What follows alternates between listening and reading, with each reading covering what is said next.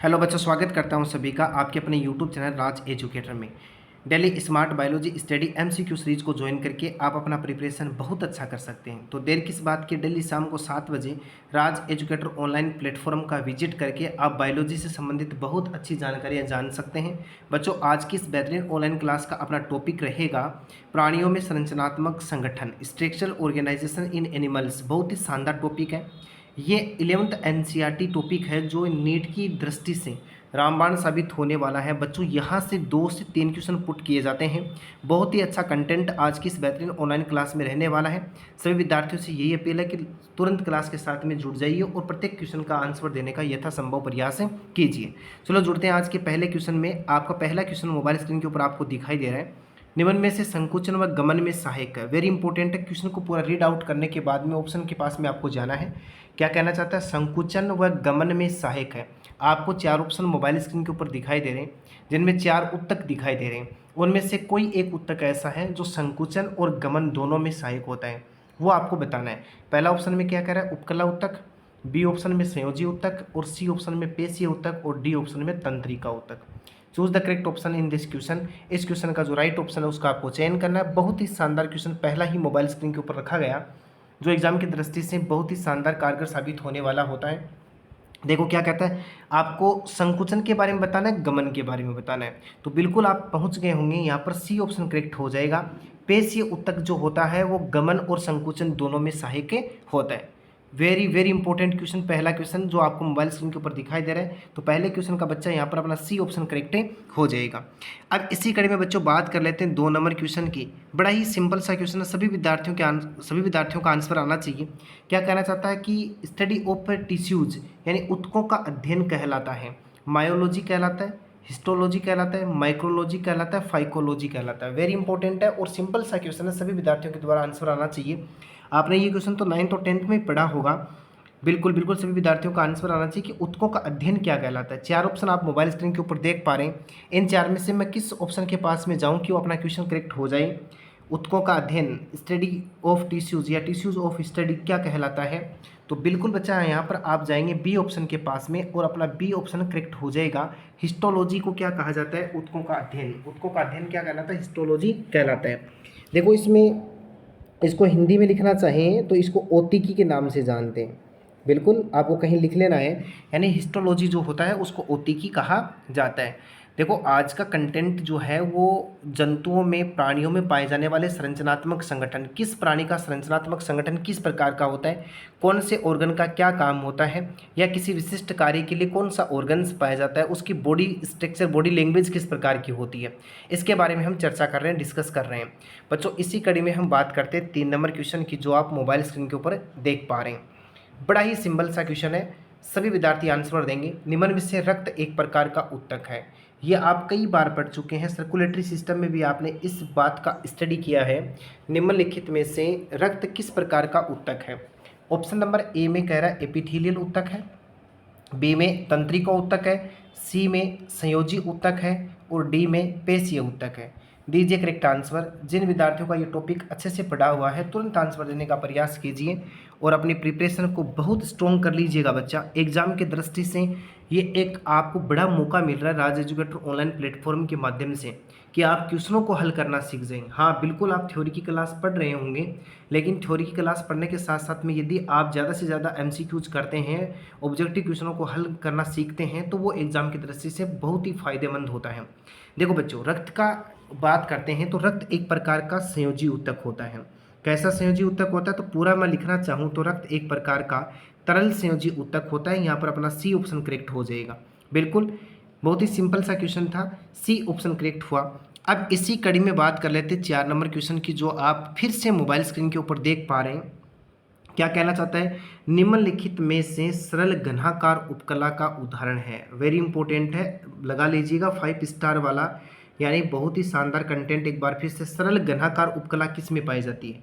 पित्तवाहिनी में पाई जाती है, यकृत में पाई जाती है, अमाशय में पाई जाती है, या फिर डी ऑप्शन में कह रहा है सरल घनाकार उपकला आइरिस में पाया जाता है, पाई जाती है। बताइए correct answer. D option, C option, B option, A option क्या होने वाला है? बहुत अच्छा क्वेश्चन, 4 नंबर क्वेश्चन एक बार फिर से मोबाइल स्क्रीन के ऊपर आपको दिखाई दे रहा है। बिल्कुल, बिल्कुल आपको ये बताना कि सरल घनाकार उपकला का उदाहरण इनमें से कौन सा है। तो बच्चों आपको याद रखना है, आपको यहाँ पर जाना होगा डी ऑप्शन के पास में। आइरिस जो होता है वो क्या होता है, सरल घनाकार उपकला का उत्तक होता है। बिल्कुल, आइरिस का मतलब परितारिका, आंख का भाग परितारिका जिसको कहा जाता है, परितारिका आइरिस होता है। अब इसी कड़ी में बच्चों बात करते हैं 5 नंबर क्वेश्चन की। निम्नलिखित में से मिश्रित ग्रंथि का प्रकार है, वेरी इंपॉर्टेंट है और बड़ा ही सिंपल सा क्वेश्चन है। मुझे उम्मीद है कि सभी विद्यार्थी इसका करेक्ट आंसर निकाल पाएंगे। लार ग्रंथि मिश्रित ग्रंथि होती है, अग्नाशय ग्रंथि होती है, पीनियल ग्रंथि होती है, पैराथायराइड ग्रंथि होती है। 5 नंबर क्वेश्चन में 4 ऑप्शन आपको मोबाइल स्क्रीन के ऊपर दिखाई दे रहे हैं। आपको ये ढूंढना है कि 4 में से मिश्रित ग्रंथि का एग्जाम्पल कौन सा है। वेरी गुड, वेरी गुड, शाबाश शाबाश, सभी विद्यार्थियों का आंसर आना चाहिए। बहुत अच्छा क्वेश्चन मोबाइल स्क्रीन के ऊपर आप देख पा रहे हैं। तो बिल्कुल यहाँ पर आपको जाना होगा, किसके पास में जाना होगा, पेंक्रियाज ग्लैंड के पास में जाना होगा, यानी बी ऑप्शन में लिखा हुआ है अग्नाशय ग्रंथि। अग्नाशय ग्रंथि को मिश्रित ग्रंथि कहा जाता है। ये एक्सोक्राइन और एंडोक्राइन दोनों प्रकार की ग्लैंड होती है। बिल्कुल देखो, आपको यहाँ ध्यान देना, एक्सोक्राइन भी होती है और एंडोक्राइन भी होती है। अग्नाशय ग्रंथि के लैंगरहैंस दीपिका में 3 प्रकार की कोशिकाएं होती हैं, अल्फा कोशिका, बीटा कोशिका और डेल्टा कोशिका, जिसको गामा कोशिका के नाम से भी जानते हैं। डेल्टा कोशिका, गामा कोशिका के नाम से जानते हैं। देखो, ये ग्लूकागोन का स्राव करती है, ये इंसुलिन का स्राव करती है और ये सीरोटोनिन या गेस्टिन हार्मोन का स्राव करती है। इसलिए अग्नाशय ग्रंथि को एंडोक्राइन भी कहा जाता है और एक्सोक्राइन भी कहा जाता है। मिक्स टाइप ग्लैंड होती है पेंक्रियाज ग्लैंड। बिल्कुल, तो यहाँ पर बी ऑप्शन करेक्ट हो गया। अब इसी कड़ी में बच्चों बात कर रहे थे 6 नंबर क्वेश्चन की। पेशियां अस्थियों से जुड़ती हैं, वेरी वेरी इंपॉर्टेंट है। ये लो एक बार फिर से 5 स्टार लगाने वाला क्वेश्चन आ गया आपके सामने मोबाइल स्क्रीन के ऊपर। पेशियां अस्थियों से जुड़ती हैं, लिगामेंट से जुड़ती हैं। बी ऑप्शन में कह रहा है टेंडन से, सी कह रहा है उपास्थि कार्टिलेज जिसको अंग्रेजी में कहते हैं, कनेक्टिव टिश्यू संयोजी ऊतक से जुड़ी होती है। दीजिए करेक्ट आंसर। बहुत ही अच्छा क्वेश्चन एक बार फिर से मोबाइल स्क्रीन के ऊपर आपको दिखाई दे रहा है। इस क्वेश्चन के अंदर क्या करेक्ट होगा, पेशियां अस्थियों से जुड़ती हैं, किसकी सहायता से जुड़ती हैं। बिल्कुल बिल्कुल बिल्कुल, सभी विद्यार्थियों का आंसर आना चाहिए। बहुत अच्छा क्वेश्चन मोबाइल स्क्रीन के ऊपर आपको 6 नंबर दिखाई दे रहा है बच्चा। यहाँ पर हम जाएंगे बी ऑप्शन के पास में, टेंडन से जुड़ती है और टेंडन को किसके नाम से जानते हैं, कंडरा के नाम से जानते हैं। टेंडन को किसके नाम से जानते हैं, कंडरा के नाम से। और मैं लिगामेंट की थोड़ी सी बात करूँ तो लिगामेंट को हिंदी में कहा जाता है स्नायु। क्या कहा जाता है, स्नायु। बिल्कुल, तो यहाँ पर अपना बच्चा 6 नंबर क्वेश्चन का बी ऑप्शन करेक्ट हो जाएगा। अब इसी कड़ी में बात कर लेते हैं 7 नंबर क्वेश्चन की, जो आपको मोबाइल स्क्रीन के ऊपर दिखाई दे रहा है। सीबेसियस ग्रंथियां हैं, सीबेसियस ग्रंथियां होती हैं, क्या होती हैं, अपस्रावी, पूर्णस्रावी, अंतःस्रावी, अतिस्रावी। 7 नंबर क्वेश्चन के 4 ऑप्शन आप मोबाइल स्क्रीन के ऊपर देख पा रहे हैं। सीबेसियस ग्रंथियां जो होती हैं वो किस प्रकार की होती हैं, अपस्रावी होती हैं, पूर्णस्रावी होती हैं, अंतःस्रावी होती हैं या फिर अतिस्रावी होती हैं। यहाँ पर मैं किस ऑप्शन के पास में जाऊँ कि अपना क्वेश्चन जो है वो करेक्ट हो जाए। बिल्कुल सभी विद्यार्थियों का आंसर आना चाहिए। बहुत अच्छे क्वेश्चन आपको मोबाइल स्क्रीन के ऊपर दिखाई दे रहे हैं, एक से बढ़कर के एक क्वेश्चन लगातार आप देख पा रहे हैं बच्चा। क्लास को लाइक और शेयर करने के साथ में आगे बढ़ें। यहाँ पर हम जाएंगे बी ऑप्शन के पास में, यानी पूर्णस्रावी ग्रंथियाँ होती हैं, सीबेसियस ग्रंथियाँ। बिल्कुल, तो आप स्क्रीनशॉट ले लीजिएगा। 7 नंबर क्वेश्चन का बी ऑप्शन अपना करेक्ट हो गया। अब बच्चों 8 नंबर क्वेश्चन की बात कर रहे हैं, जो आप मोबाइल स्क्रीन के ऊपर देख पा रहे हैं। देखो कितना बढ़िया क्वेश्चन एक बार फिर से दर्शन दे रहा है। प्रतिस्कंदन है, प्रतिस्कंदन है, हिपेरिन होता है, हिरुडीन होता है, ईडीटीए होता है और डी ऑप्शन में आपको कह रहा है कि उपरोक्त सभी होता है। प्रतिस्कंदन, देखो थोड़ा सा हिंट के तौर पर हम बात करना चाहेंगे, इसके बारे में थोड़ी चर्चा कर लेते हैं। मानव के रक्त की हम बात करते हैं। मनुष्य के रक्त में 2 प्रकार के पदार्थ पाए जाते हैं, एक स्कंदक पदार्थ होता है या स्कंदन पदार्थ होता है, स्कंदक पदार्थ, और एक होता है प्रतिस्कंदन पदार्थ। ये जो स्कंदक पदार्थ होते हैं ये रक्त का थक्का बनाने का काम करते हैं, रक्त का थक्का बनाने का काम करते हैं, और प्रतिस्कंदक पदार्थ होते हैं जो रक्त का थक्का नहीं बनने देते। अब आपको 4 ऑप्शन में से ढूंढना है कि इसमें से प्रतिस्कंदन कौन सा है, हिपेरिन है, हिरुडीन है, ईडीटीए है या फिर उपरोक्त सभी हैं। बहुत अच्छा क्वेश्चन है, बहुत ही शानदार क्वेश्चन है। देखो बच्चों, रक्त में प्राकृतिक रूप से प्रतिस्कंदन पदार्थ के रूप में कौन पाया जाता है, हिपेरिन पाया जाता है। मैं उम्मीद करता हूँ इस चेकर बोर्ड के माध्यम से आपको हिंट मिली होगी और आप तुरंत आंसर के पास में पहुँच गए होंगे। हिपेरिन जो है वो प्रतिस्कंदन का काम करता है। यहाँ पर ए ऑप्शन अपना करेक्ट हो जाएगा। रक्त में 13 प्रकार के कारक पाए जाते हैं जिनको स्कंदक कारक के नाम से जानते हैं, जो रुधिर का थक्का बनाने का काम करते हैं। बिल्कुल। तो हिपेरिन को कहा जाता है प्रतिस्कंदन जो रुधिर में थक्का नहीं बनने देता है। अब बात करते हैं 9 नंबर क्वेश्चन की। देखो, मानव शरीर में सर्वाधिक मात्रा में पाए जाने वाली प्रोटीन, मैं उम्मीद करता हूँ सभी विद्यार्थी इसका करेक्ट आंसर तुरंत दे देंगे। हमारे शरीर के अंदर सर्वाधिक मात्रा में पाए जाने वाली प्रोटीन कौन सी है? कोलेजन प्रोटीन है, इलास्टिन है, एल्बुमिन है या फिर क्रिएटिन है? आपको 4 ऑप्शन 9 नंबर क्वेश्चन के मोबाइल स्क्रीन के ऊपर आपको दिखाई दे रहे। आपको बच्चा यह बताना है कि मानव के शरीर में पाए जाने वाली सर्वाधिक प्रोटीन कौन सी है? ए ऑप्शन में कोलेजन, बी में इलास्टिन, सी में एल्बुमिन, डी में क्रिएटिन। 4 ऑप्शन आपके सामने रखे गए हैं। दीजिए करेक्ट आंसर। यहाँ पर आप किस ऑप्शन को करेक्ट मान लेंगे? बिल्कुल बिल्कुल, बहुत अच्छा क्वेश्चन मोबाइल स्क्रीन के ऊपर आप देख पा रहे हैं, बहुत ही अच्छा क्वेश्चन है। तो देखो, मैं यहाँ पर जाऊँगा किस ऑप्शन के पास में?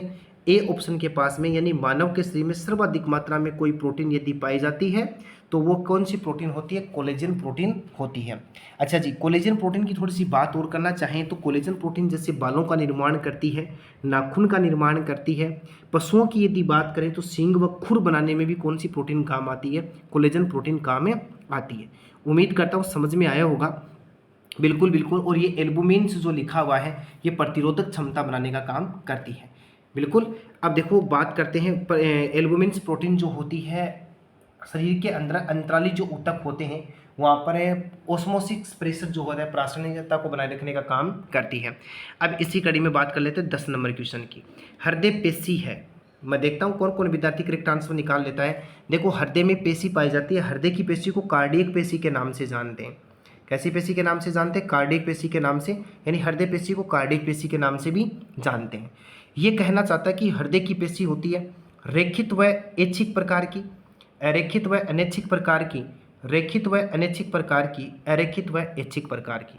10 नंबर क्वेश्चन में आपको 4 ऑप्शन मोबाइल स्क्रीन के ऊपर दिखाई दे रहे हैं। आपको यह बताना है कि मनुष्य के हृदय की पेशी जो है, जिसको कार्डियक पेशी कहते हैं, वो किस प्रकार की पेशी है? रेखित ऐच्छिक है, अरेखित अनैच्छिक है, रेखित व अनैच्छिक है, अरेखित व अनैच्छिक है, ऐच्छिक है। 4 ऑप्शन आपको मोबाइल स्क्रीन के ऊपर दिखाई दे रहे हैं। बहुत अच्छा क्वेश्चन है। देखो बच्चों, थोड़ी सी बात करते हैं पेशी के बारे में। मोस्टली पेशी 2 प्रकार की होती हैं, आप सभी विद्यार्थी जानते हैं। एक पेशी जो होती है उसको ऐच्छिक पेशी के नाम से जानते हैं। कौन सी पेशी के नाम से जानते हैं? ऐच्छिक। ऐच्छिक पेशी। और एक होती है अनैच्छिक पेशी। बिल्कुल आपने पढ़ा होगा बच्चों, आपको ध्यान होगा कि ऐच्छिक पेशी को कहा जाता है रेखित पेशी। कैसी पेशी बोलते हैं? रेखित पेशी। जब इसका माइक्रोस्कोप से स्टडी किया जाता है तो धाराएं दिखाई देती हैं, इसलिए रेखित कहते हैं। ये कंकाल से जुड़ी होती है, इसलिए इसको कंकाल पेशी भी कहा जाता है। ये जल्दी थक जाती हैं, इसलिए इस प्रकार की पेशी को फेजिक पेशी के नाम से भी जानते हैं। देखो, ऐच्छिक को कहा जाता है रेखित, तो अनैच्छिक को क्या कहा जाएगा? अरेखित कहा जाएगा। लेकिन हृदय पेशी में देखो बात करते हैं, जब इसकी संरचना की बात करें तो संरचना के आधार पर यह पेशी होती है रेखित और कार्य के आधार पर होती है अनैच्छिक। ऐच्छिक पेशी का मतलब जिस पर इच्छा का कंट्रोल हो, अनैच्छिक का मतलब जिस पर इच्छा का कंट्रोल नहीं है। क्या आप हृदय की धड़कन को रोक सकते हैं? जी बिल्कुल नहीं रोक सकते, तो यहाँ पर अनैच्छिक होगा। लेकिन संरचना के आधार पर वो रेखित प्रकार की होती है। इस प्रकार से यहाँ पर अपना सी ऑप्शन करेक्ट हो जाएगा। कौन सा ऑप्शन करेक्ट हो जाएगा? सी ऑप्शन अपना करेक्ट हो जाएगा। बिल्कुल। अब इसी कड़ी में बच्चों बात करते हैं 11 नंबर क्वेश्चन की। फेरेटिमा पोस्टुमा है, वेरी इंपॉर्टेंट है, बहुत ही सिंपल सा है। मैं उम्मीद करता हूँ सभी विद्यार्थी करेक्ट आंसर निकाल पाएंगे। फेरेटिमा पोस्टुमा किसी का साइंटिफिक नेम है, तो किसका साइंटिफिक नेम है? कॉकरोच का है, केंचुआ का है, मच्छर का है, मक्खी का है। 4 ऑप्शन आपके सामने मोबाइल स्क्रीन के ऊपर है। फेरेटिमा पोस्टुमा है, कॉकरोच है, केंचुआ है, मच्छर है, मक्खी है।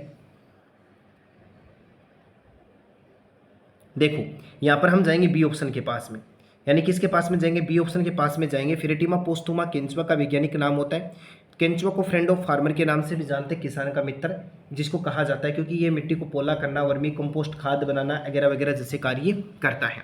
अब इसी कड़ी में बात करते हैं 12 नंबर क्वेश्चन की। उपास्थि के आधात्री में स्थित प्रोटीन है, वेरी इंपॉर्टेंट है। प्राणियों में संरचनात्मक संगठन जो अपना टॉपिक है, इसमें जीवों का शरीर जो होता है वो अस्थि और उपास्थि से मिलकर के बना होता है। क्वेश्चन में पूछा गया बच्चा कि उपास्थि के आधात्री में स्थित प्रोटीन कौन सी है? जो इसका मैट्रिक्स है कार्टिलेज, उपास्थि को क्या कहते हैं? कार्टिलेज कहते हैं। और कार्टिलेज का जो मैट्रिक्स होता है आधात्री, उसमें जो प्रोटीन पाई जाती है वो कौन सी है? देखो क्या कह रहा है, ओसिन प्रोटीन है, कॉन्ड्रिन है, एक्टिन है, मायोसिन है। यानी 12 नंबर क्वेश्चन के 4 ऑप्शन आपको मोबाइल स्क्रीन के ऊपर दिखाई दे रहे हैं। आपको यहाँ बताना है कि उपास्थि के आधात्री मैट्रिक्स में कौन सी प्रोटीन पाई जाती है। यदि पहली बार देख रहे हैं तो सीधा बी ऑप्शन के पास में जाकर के नोट्स में सीधा सीधा डाल देंगे। कॉन्ड्रियोब्लास्ट सेल होती हैं जो कॉन्ड्रिन प्रोटीन बनाने का काम करती हैं, जो उपास्थि के मैट्रिक्स या आधात्री में पाई जाने वाली प्रोटीन होती है। तो 12 नंबर क्वेश्चन का अपना बी ऑप्शन करेक्ट हो गया। अब इसी क्लास में आगे बढ़ते हैं और अपना जो 13 नंबर क्वेश्चन है जो आप मोबाइल स्क्रीन के ऊपर देख पा रहे हैं, केंचुए में उत्सर्जी अंग पाया जाता है। एक्सक्रीटरी ऑर्गन इन फेरेटिमा पोस्टुमा, केंचुए के अंदर पाए जाने वाला उत्सर्जी अंग कौन सा है? प्रोटोनेफ्रिडिया है, वृक्क है, मेटानेफ्रिडिया या फिर वृक्क। 4 ऑप्शन आप मोबाइल स्क्रीन के ऊपर देख पा रहे हैं। देखो क्लासिफिकेशन के आधार पर यदि बात करें, 11th क्लास में क्लासिफिकेशन दिया हुआ है, अच्छी तरीके से आपने रीड आउट किया होगा कि अलग अलग प्रकार के जीवों में अलग अलग प्रकार के उत्सर्जी अंग पाए जाते हैं। केंचुआ जो होता है उत्सर्जन में किसको काम में लेता है, ये आपको यहाँ पर बताना है। बहुत अच्छा क्वेश्चन मैं आपके सामने रख पा रहा हूँ। देखो बहुत ही शानदार कंटेंट और डाटा आपके सामने मोबाइल स्क्रीन के ऊपर आपको दिखाई दे रहा है। आपको यह बताना कि केंचुआ जो होता है उसके अंदर उत्सर्जी अंग के रूप में क्या पाए जाते हैं। तो बच्चा यहाँ पर आपको जाना होगा बी ऑप्शन के पास में वृक्क पाए जाते हैं। अब मैं इसी कड़ी में बात कर लेता हूँ 14 नंबर क्वेश्चन की, जो आपको मोबाइल स्क्रीन के ऊपर दिखाई दे रहा है। तिलचट्टा में उत्सर्जी अंग पाया जाता है। तिलचट्टा के अंदर उत्सर्जी अंग पाया जाता है। पिछले क्वेश्चन के अंदर हम बात कर रहे थे केंचुआ की। तिलचट्टा के अंदर मेलपिगी नलिका, वृक्क होते हैं, प्रोटोनेफ्रिडिया या रेती कोशिका। अब आप दीजिए करेक्ट आंसर। तिलचट्टा में उत्सर्जी अंग कौन सा होता है? वेरी इंपॉर्टेंट क्वेश्चन है, बहुत ही शानदार क्वेश्चन मोबाइल स्क्रीन के ऊपर आप देख पा रहे हैं बच्चा। तिलचट्टा में उत्सर्जी ऑर्गन क्या पाया जाता है? तो यहाँ पर आपको जाना होगा ए ऑप्शन के पास में, यानी मेलपिगी ट्यूब्स जो होती हैं, नलिका जो होती है, वो तिलचट्टे में उत्सर्जी अंग के रूप में पाई जाती हैं। बिल्कुल, तो 14 का ए ऑप्शन अपना करेक्ट हो गया। अब बी अगले क्वेश्चन की बात करते हैं बच्चों। भारतीय मेंढक है। सभी विद्यार्थी आंसर देने का प्रयास कीजिए। अपना टॉपिक एनसीईआरटी का एग्जाम की दृष्टि से रामबाण साबित होने वाला है। भारतीय मेंढक इनमें से कौन सा है? टोड होता है, ब्यूफो होता है, राना टिग्रीना होता है या फिर हाइला होता है? ये 4 जो आपके सामने रखे गए ना बच्चा, ये चारों के चारों ही मेंढक की प्रजातियां हैं। टोड भी है, ब्यूफो भी है, राना टिग्रीना भी है, हाइला भी है। बिल्कुल आपके सामने रखे गए। आपको बताना है कि इंडियन फ्रॉग कौन सा है, भारतीय मेंढक कौन सा है। मैं किस ऑप्शन के पास में जाऊँ कि अपना क्वेश्चन वो है जो उसका करेक्ट आंसर निकाल पाए हम। बिल्कुल 15 नंबर का क्या करेक्ट आंसर होने वाला है? तो मुझे उम्मीद है कि सारे के सारे विद्यार्थी करेक्ट ऑप्शन के पास में पहुंच गए हैं। यहाँ पर अपना सी ऑप्शन करेक्ट हो जाएगा। राना टिग्रीना जो होता है वो भारतीय मेंढक होता है। बिल्कुल सी ऑप्शन अपना करेक्ट हो जाएगा। अब इसी कड़ी को आगे बढ़ाते हैं। 16 नंबर क्वेश्चन आपको मोबाइल स्क्रीन के ऊपर दिखाई दे रहा है। बहुत अच्छा क्वेश्चन है, बहुत ही शानदार क्वेश्चन है। मेंढक का हृदय होता है। आपको बताना है कि मेंढक का हृदय होता है 3 कक्षीय होता है, 4 कक्षीय होता है, द्विकक्षीय होता है। डी ऑप्शन में कह रहा है ए व सी दोनों हैं।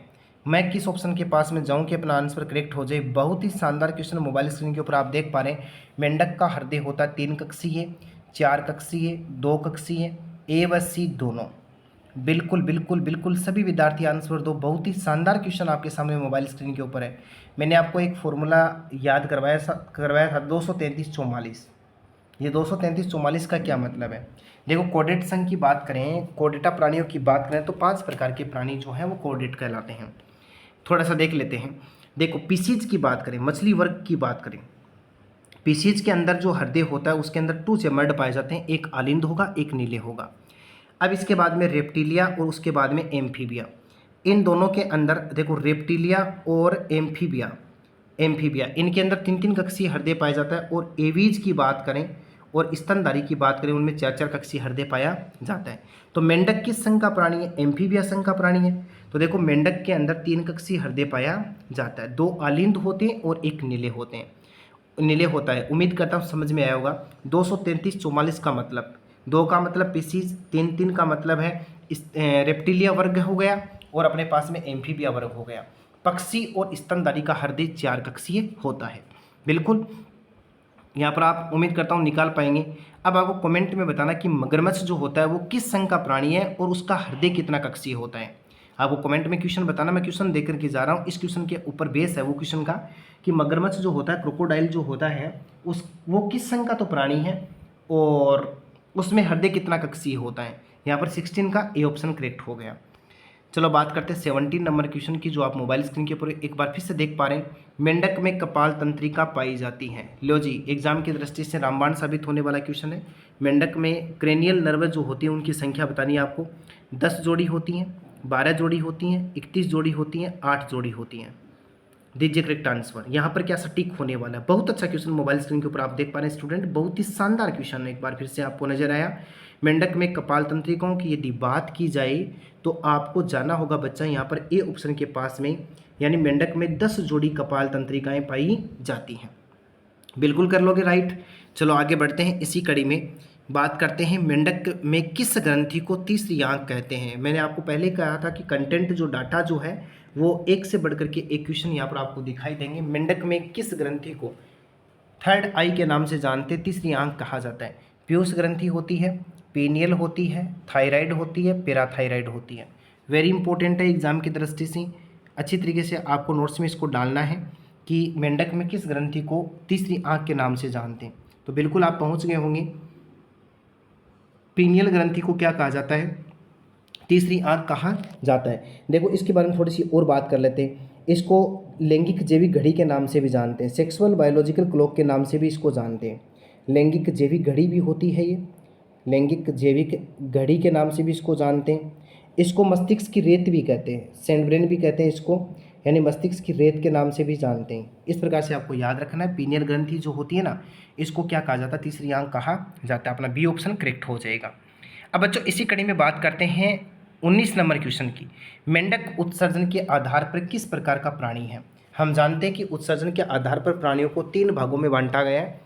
जो अमोनिया का उत्सर्जन करता है मोनोटेलिक होता है, यूरिया का उत्सर्जन करता है यूरियोटेलिक होता है, यूरिक एसिड का उत्सर्जन करता है वो यूरिकोटेलिक होता है। आपको मेंढक के बारे में बताना है। मेंढक यूरिकोटेलिक है, अमोनोटेलिक है, यूरियोटेलिक है, या फिर ऑल ऑफ दीज, यानी उपरोक्त सभी हैं। मैं किस ऑप्शन के पास में जाऊं कि यहाँ पर अपना आंसर जो है वो करेक्ट हो जाए। मेंढक उत्सर्जन के आधार पर किस प्रकार का प्राणी है। तो बिल्कुल बच्चा आपको यहाँ पर जाना होगा सी ऑप्शन के पास में। मेंढक उत्सर्जन के आधार पर यूरियोटेलिक प्राणी होता है।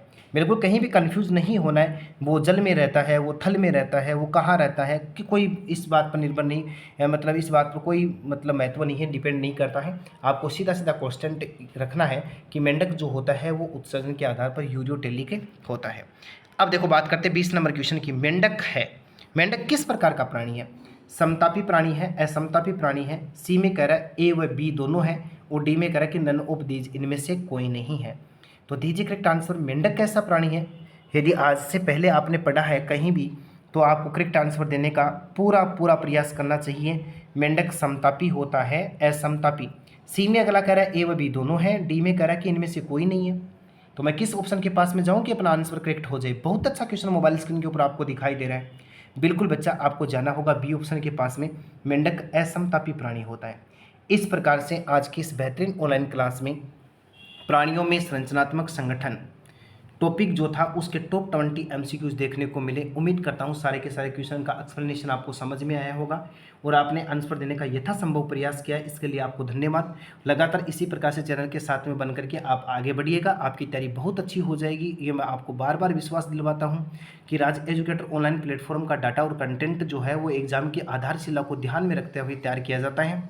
यदि आप इसी प्रकार से लगातार जुड़ करके क्वेश्चन को सोल्व आउट करना सीखते हैं तो एग्ज़ाम तक आप बहुत अच्छा प्रिपरेशन कर लेंगे, ये मेरा दावा रहेगा। चलो जुड़ते हैं इसी प्रकार की अगली बेहतरीन ऑनलाइन क्लास में। तब तक के लिए धन्यवाद।